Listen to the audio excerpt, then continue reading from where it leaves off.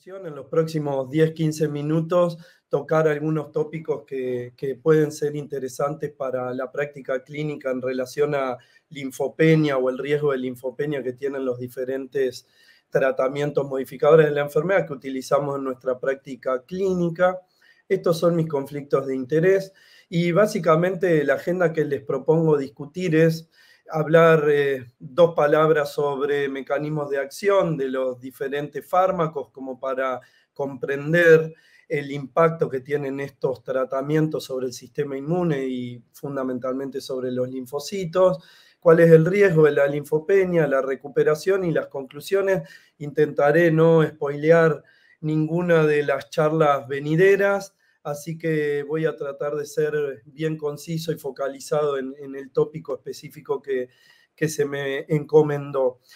Sabemos, obviamente, y al ser el primero en charlar sobre esto, sabemos que la esclerosis múltiple es una enfermedad muy compleja, donde sabemos que la neurodegeneración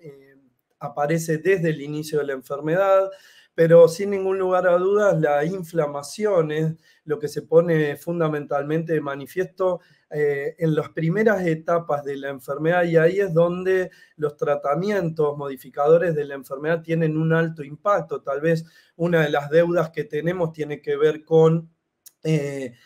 cómo frenar la neurodegeneración con las drogas disponibles que tenemos. Y existía un concepto tradicional donde nosotros tratábamos siempre de balancear factores de riesgo, de mal pronóstico que potencialmente podía tener un paciente versus factores de no tan mal pronóstico, y a partir de ahí existía este concepto tradicional de escalamiento de las drogas. Uno empezaba con drogas que tenían baja o moderada eficacia y así tenían bajos riesgos. Sin embargo, cuando el paciente fallaba estos tratamientos, uno iba escalando a tratamientos de mayor eficacia y esto se correlacionaba con potenciales mayores riesgos. Hoy, sin ningún lugar a dudas, esto se ha modificado a lo largo del tiempo. Uno de los propulsores de este cambio en esta pirámide tradicional fue el doctor Giovannoni, donde él empieza a comentar que el tratamiento personalizado y tal vez el inicio con terapias de alta eficacia hace que los pacientes tengan un mejor control de la actividad, menos probabilidad de progresión a formas secundarias progresivas o incluso a PIRA en pacientes donde se empieza con tratamientos de alta eficacia versus estos tratamientos escalonados. Pero yo les decía que a medida que vamos aumentando la eficacia, sin duda potencialmente aumentamos la carga del tratamiento, así como también tenemos que tener cierto monitoreo y cierto foco en potenciales efectos colaterales, fundamentalmente basados en los mecanismos de acción que tienen fundamentalmente los anticuerpos monoclonales, como ustedes pueden ver en esta diapositiva.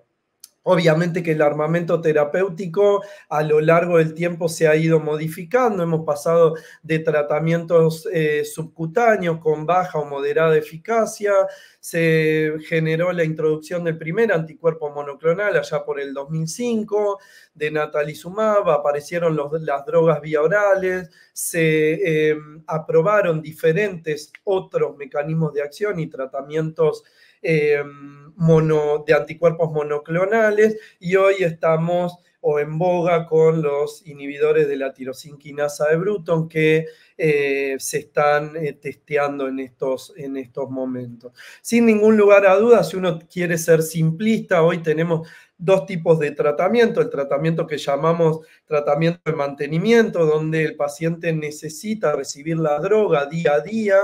para generar esta inmunomodulación o inmunosupresión, y una vez que uno corta con esta droga, el paciente pierde el efecto. A diferencia de lo que existen con los tratamientos de reconstitución inmune, donde sabemos que ciclos cortos de tratamiento generan eficacia a largo plazo, generando un sistema símil reseteo de la computadora. Básicamente lo que hace es resetear el sistema inmune, aquellos pool de anticuerpos o de linfocitos autorreactivos. Y obviamente el efecto que tienen las drogas sobre los linfocitos van a depender sin ningún lugar a dudas del mecanismo de acción que tengan aquellas drogas. Sabemos que los interferones, como el acetato de glatiramel, lo que hacen es hacer una modulación de la respuesta TH1 versus TH2 a un balance entre una respuesta que vaya más a una respuesta antiinflamatoria, vale decir una respuesta de tipo TH2. Sabemos que la teriflunomida tiene fundamentalmente impacto sobre las células T, pero también sobre las células B, básicamente inhibiendo una enzima que se llama dihidrorato deshidrogenasa, que lo que hace es inhibir la síntesis de pirimidinas y así la replicación del ADN en estos linfocitos. El dimetilfumarato lo que hace es, de alguna manera, activar un factor nuclear derivado del eritrocito tipo 2, que básicamente lo que hace es inhibir los reactantes del oxígeno, que sabemos que son deleterios para la mitocondria, deleterios para la neurona, y con eso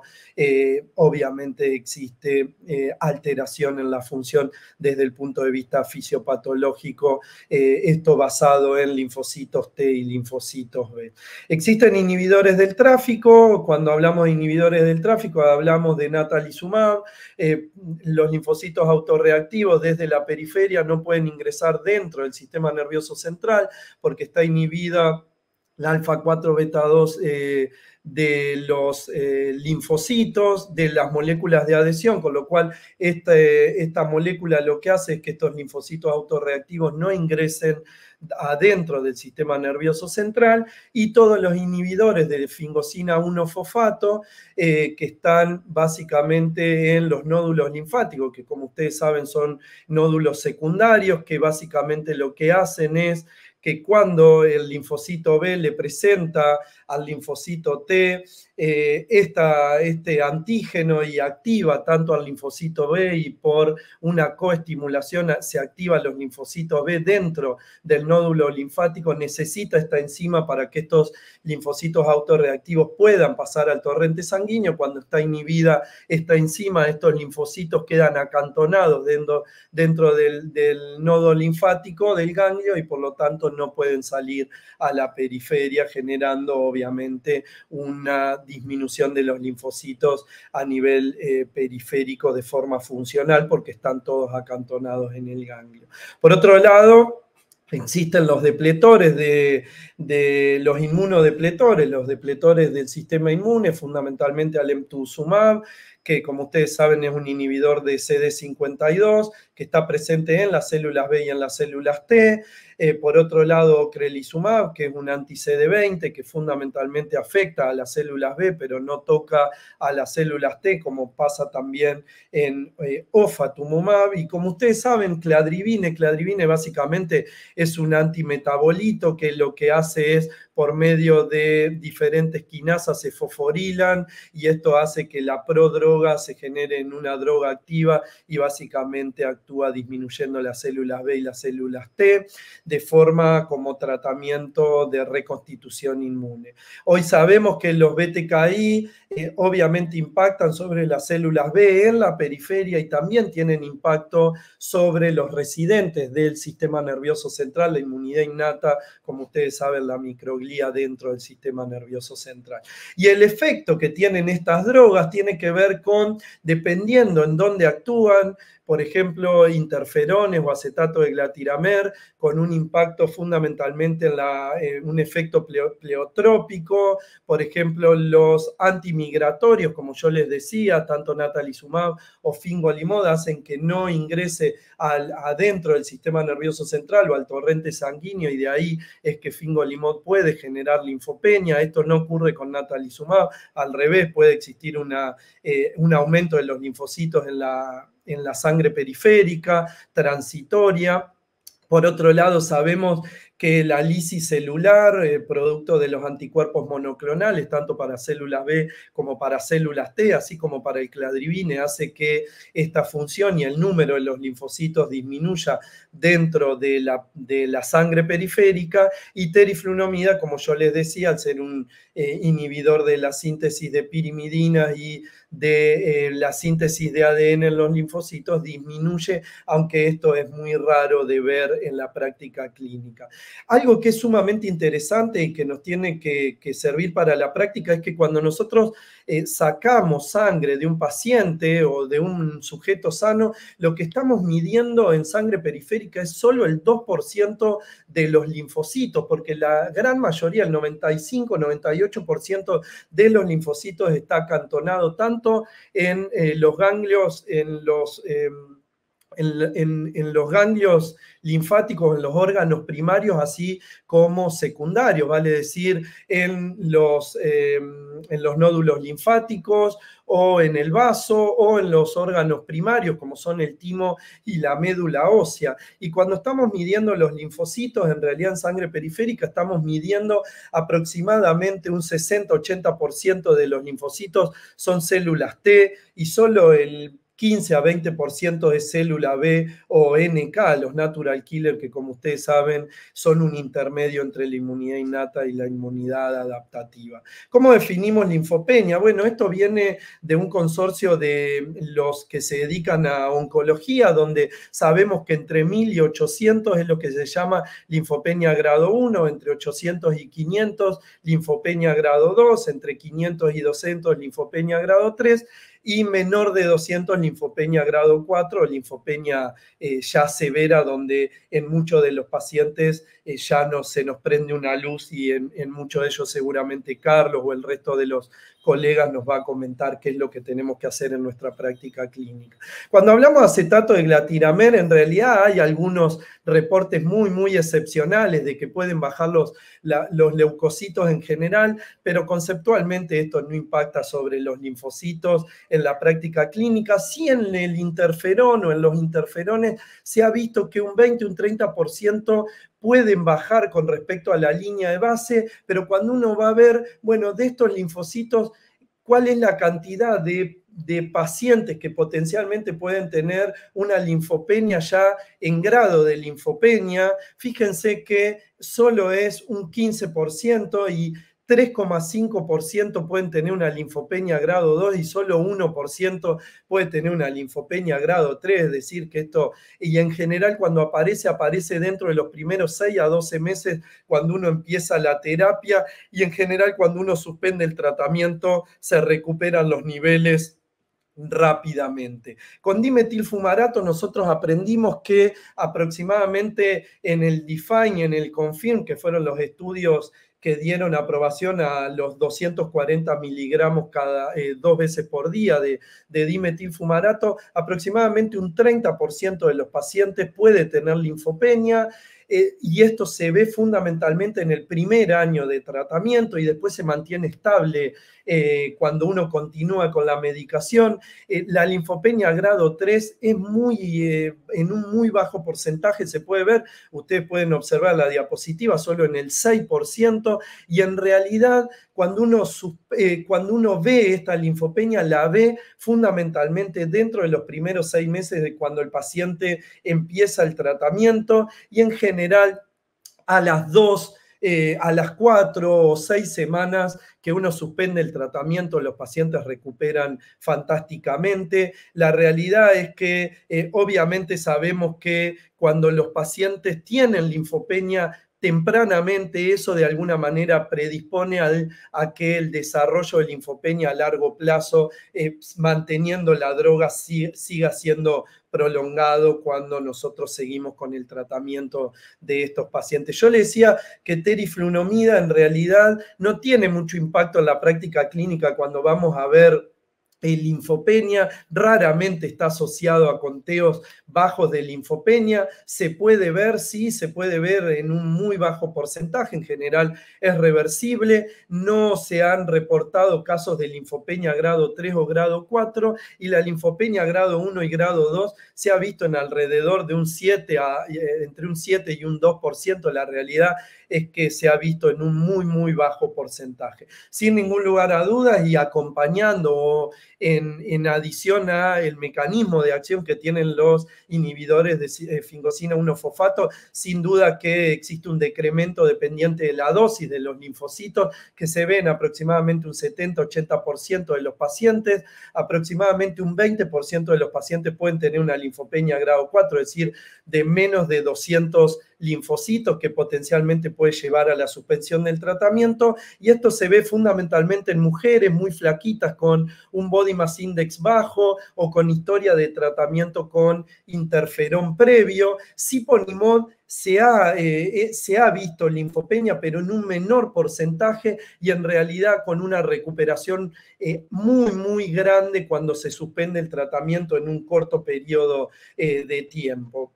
Básicamente, cuando uno evalúa estudios observacionales o incluso trial clínicos que se han hecho comparando los nuevos tratamientos, vale decir, siponimod, ozanimod, ponesimod, cuando uno los compara con fingolimod, el riesgo de tener linfopenia en este grupo de inhibidores de fingosina 1-fosfato es menor que en los pacientes que están recibiendo fingolimod. Para terminar, cladribine, básicamente nosotros vemos que inicialmente, ustedes saben que se dan en 2 ciclos, cladribine baja los linfocitos dentro del primer mes, pero en general que no baja a una linfopenia como tal, que cumpla la definición de la linfopenia, y en general nosotros vemos una linfopenia alrededor del tercer o cuarto mes. Después existe una recuperación, como ustedes pueden ver en esta curva azul, y la linfopenia aumenta luego del segundo año casi a un 60% de los pacientes tienen una linfopenia que puede llegar a una linfopenia grado 1 o grado 2. En general no aparecen linfopenias grado 3 o grado 4. Obviamente que existe una linfopenia o una disminución de los linfocitos CD4, CD8 y los linfocitos B, pero no afecta a la inmunidad innata que nos va a defender fundamentalmente de las bacterias, que es lo que más miedo nos da, porque los linfocitos nos defienden más de los virus, que en general, si bien se pueden asociar a ciertas infecciones oportunistas, en general son más fáciles de mejorar. Esto es un estudio que está bajo revisión, que hicimos nosotros con el grupo en Argentina, donde evaluamos más de 200 pacientes y vimos que la curva de linfopenia en nuestros pacientes es igual a lo que se ha visto en los trial clínicos. Ocrelizumab, como yo les decía, puede causar linfopenia, pero causa en un 20%. La realidad que es raro encontrar linfopenia en ocrelizumab y comúnmente se ve linfopenia grado 1 y grado 2, en un bajo porcentaje grado 3 y como yo les decía, no impacta sobre las células T y sí sobre las células B. Paradójicamente, natalizumab, como no deja ingresar a los linfocitos dentro del sistema nervioso central, pueden aumentar en la periferia estos linfocitos transitoriamente y básicamente, por otro lado, se ha visto que pueden incrementar los linfocitos absolutos porque puede estimular la liberación de un promotor de los linfocitos en la médula ósea, que son los linfocitos CD34 positivos. Alemtuzumab, sin ningún lugar a dudas, se da en 2 ciclos y básicamente en el primer año que se da 5 días, en el segundo año se da 3 días. Fíjense que prácticamente el conteo total de linfocitos llega casi a 0 o a una linfopenia de grado 4, con una recuperación posterior, y luego esta recuperación se mantiene después del segundo año y obviamente con un impacto en las otras líneas celulares, linfocitos CD4, linfocitos CD8 y la célula basado en básicamente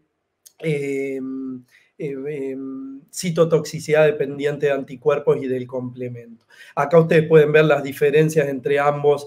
tratamientos de reconstitución inmune. Entonces, la recuperación es distinta dependiendo de los diferentes tratamientos. Seguramente va a haber charla de esto, pero esto es importante para tener en consideración para la práctica clínica, ver cuándo se van a recuperar y qué porcentaje de pacientes se va a recuperar de esta linfopenia. Entonces, para concluir, sabemos obviamente que los mecanismos de acción de estas drogas que impactan sobre la fisiopatología van a impactar sobre el conteo linfocitario. Fundamentalmente, los linfocitos van a tener impacto sobre las infecciones virales fundamentalmente, y de ahí es que tenemos que tener en consideración potenciales riesgos de infección, fundamentalmente infecciones oportunistas, como puede ser la reactivación del virus JC.